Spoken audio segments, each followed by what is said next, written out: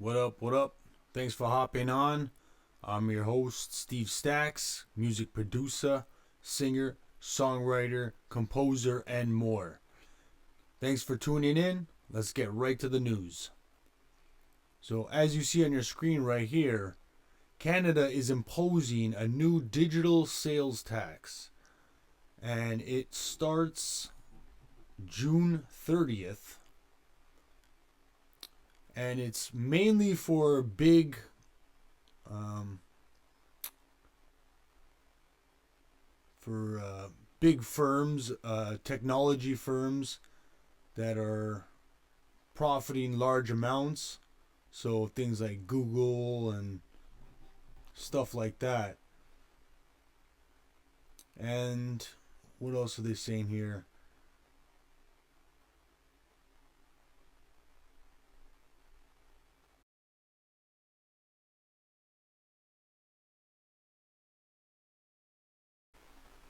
Basically saying how it can make Canada an extra, billions of dollars here.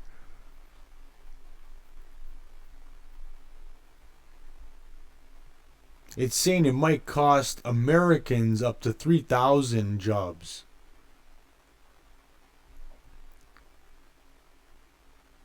So this is all in, I don't know if this is in conjunction with Trump's imposed, the tax that he's trying to impose on Canada as well.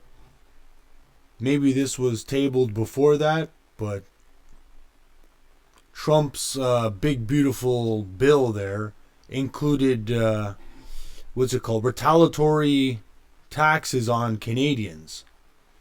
So I don't know if this is in spite of that, but it looks like this one will go into effect June 30th, but Trump's attempt failed to impose the retaliatory tax, which I don't even know too much about. But that's a little bit of Canadian news, and on to some other Canadian news.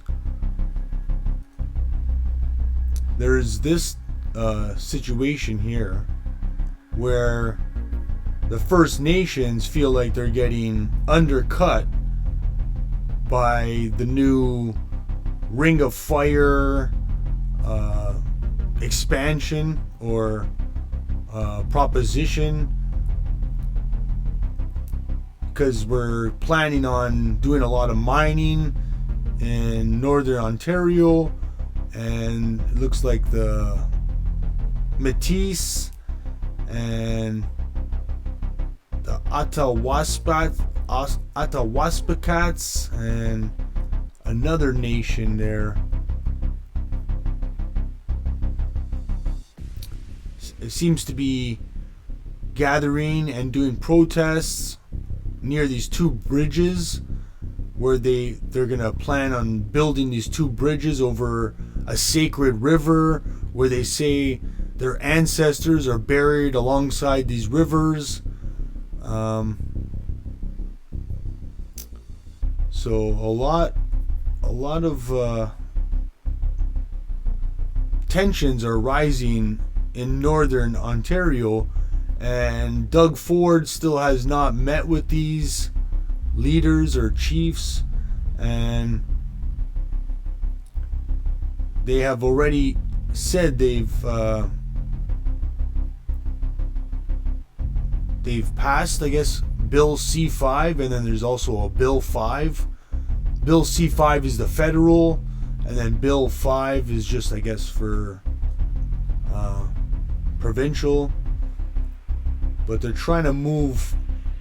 The bills basically override a lot of existing bills that are in place to protect and slow down the process, and you have to go through all these procedures first and get approvals and sit down in councils and all that type of stuff. this is just going to bypass all that, and you're allowed to just start, building on these lands and doing whatever on these lands. And obviously these First Nations are not just going to accept that without a fight. So it looks like it's in and around James Bay area. So expect to see a lot of this on the news. It's just getting murmurs now. This was the other one.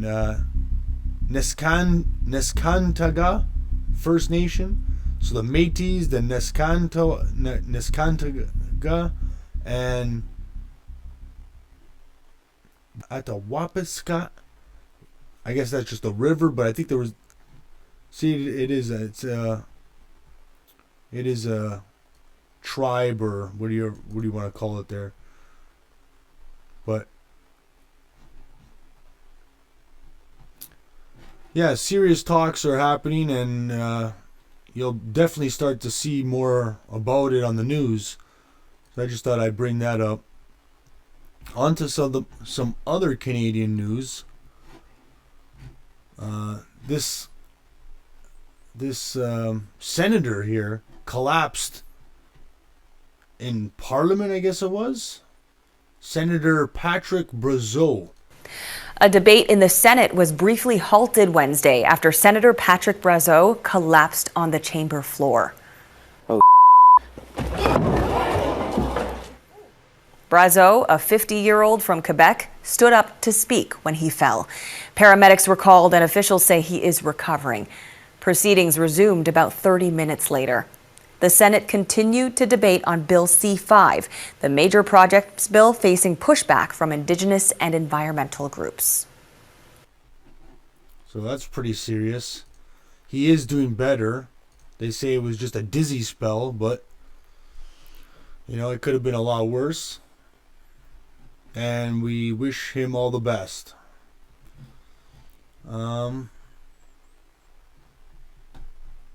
Here's a story that, actually, let's get on to some Canadian news again. So, if you guys are experiencing a lot of smoke from fire smoke smell, it's probably because we have a lot of fires going on right now. So as you can see in this graphic here, this looks like it's more of a forecast. So it's saying right now, it looks like they're saying Manitoba. Well, not really Manitoba, but definitely Ontario, they're saying is, all clear right now, or should be clear at this time of year. And it's not. Ontario does have a lot of fires going on right now. See, this is Nepigon. And there's like the overall. So it looks like almost half of Ontario is burning. And I don't know if that's out of control. I'm pretty sure the red ones are out of control.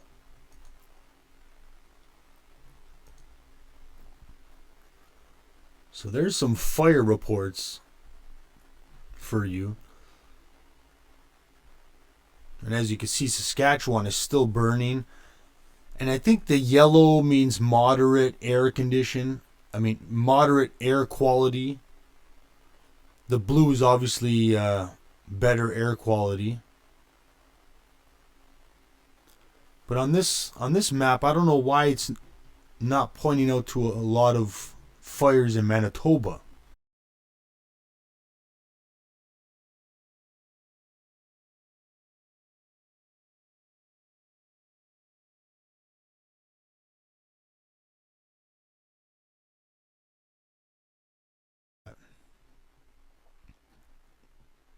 But it looks like Alberta has quite a few.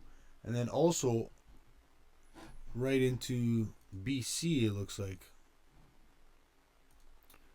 But the fires in Manitoba look like they say, snuff out Canada Day fireworks.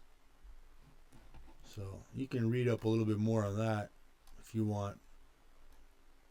But I've been smelling some fire smoke. It could be just from the homeless camps around here, but Ontario is getting pretty smoky, and it's probably due to a lot of fires even from the west of us, from Saskatchewan and Manitoba. On to some other Canadian news. This is just in as of today. They found ICE detained a Canadian citizen. Now, he's been living in USA since 88, I believe. He became lawful in 91. But they detained him the other day, and he's now dead. So they're looking into investigations about that, which could stir up a lot of stuff. And, we already know the current view on ICE with a lot of Americans right now. So, and obviously our government is demanding, a proper investigation and obviously, death report, cause of death. And then this is, since the Iran and Israel conflict here, since the ceasefire, you can see right here, I just took this today, the screenshot. 2 ballistic missiles were launched from Yemen towards Israel in the past few minutes. Early reports suggest one misfired and the other fell outside Israeli territory. Both launches were intercepted or failed mid-flight. No impact in Israel. So we hear about this ceasefire, but I didn't believe it would create a ceasefire, permanently.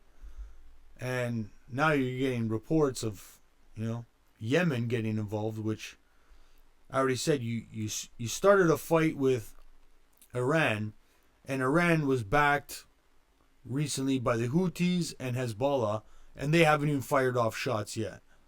So I don't believe Iran fully put their guard down, and it looks like, Yemen is just starting up here. Yemen, the Houthis were only supposed to be attacking the American ships going through that, I guess it's the Red Sea there, or one of those rivers there. It's not called the Red Sea, but I think it's attached to the Red Sea. So this could be the start of something new. I just thought you guys should know about that. And here's on to something quite far away from Canada that might break your heart a little. It's about how we treat this world. So not only are we treating this world like shit by using these bombs and everything, because we know how much pollution, comes off of these bombs and all this. Look at plastic situation. We just got this bag out of a bird's stomach. That's Lord Howe Island is pristine, the last place you would expect to find birds with bellies full of plastic. But birds are turning up with more and more plastic inside. It's gotten so bad they crunch when pressed. It's graphic, but scientists on the island want the world to hear it.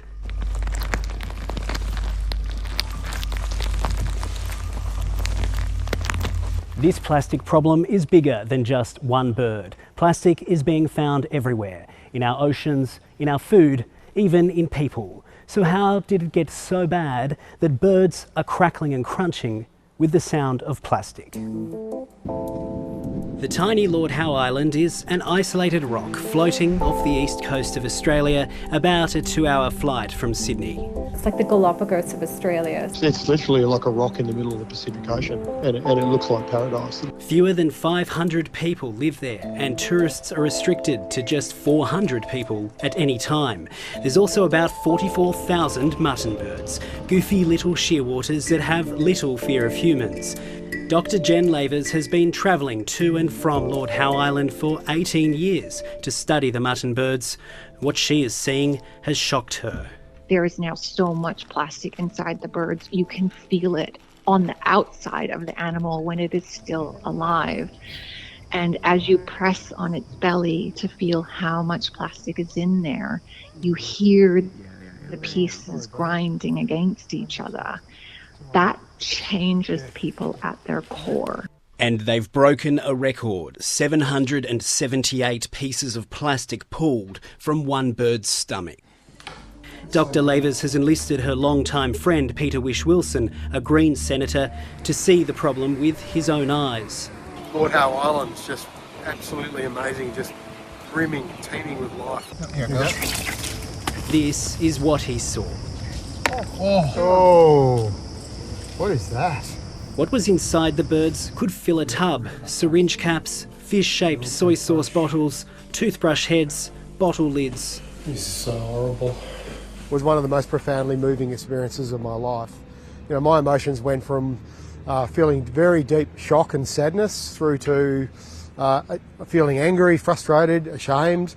You know, I wish every decision maker could see what I saw and feel what I felt. Peter Wish-Wilson says Australia is losing the war on waste.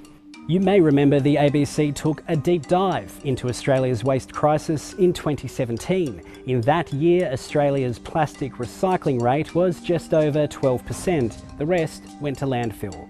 The most recent data, 5 years on, shows Australia's plastic recycling rates haven't improved at all. It's nowhere near the industry's goal of 70% of plastic products being recycled by 2025, a goal the industry admitted last year would clearly not be met.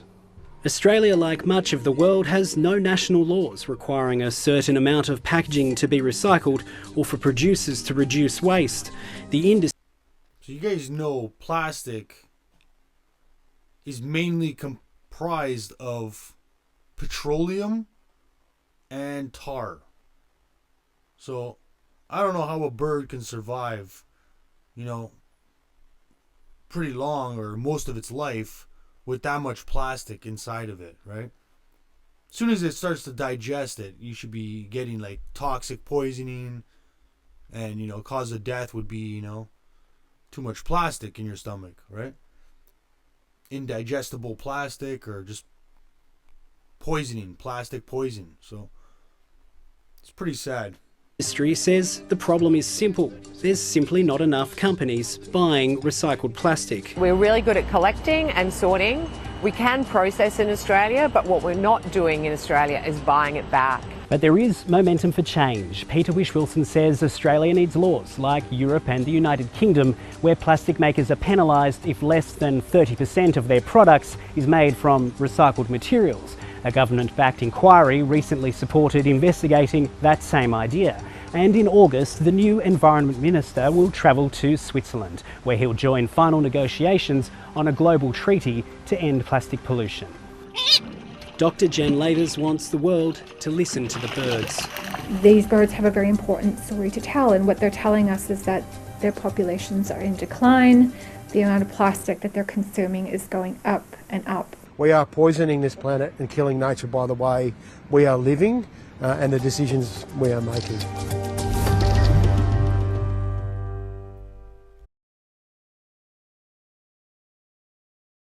I thought that was a pretty important message, you know, that I should be reporting. If it's happening in Australia, it's definitely happening close to you, in your country, and to your animals as well. You know, every wildlife animal deserves better than this, right? Like, we already treat everything on Earth like shit, right?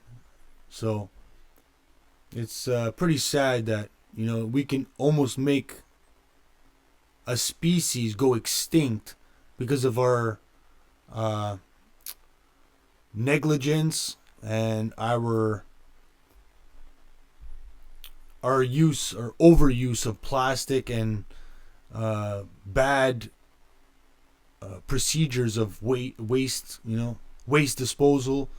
It's sad. Like, you know, we're already destroying the air and, I don't know, the ecosystem and environment, and now you're just gonna make more animals go extinct. You know, it's just a really sad story all around. nobody wins from that. And I really hope they get it under control and do something about it, because just the water alone is so contaminated, right? And now they're swallowing that mass amounts of plastic. I believe the last story I even heard were whales were ingesting tons of plastic. So, it's really sad to hear that that's how much plastic is in the oceans and in the water. It's incredible, man. It really is incredible what we're doing to this world. We're not doing great things for the world, On to my next story. Is it this one?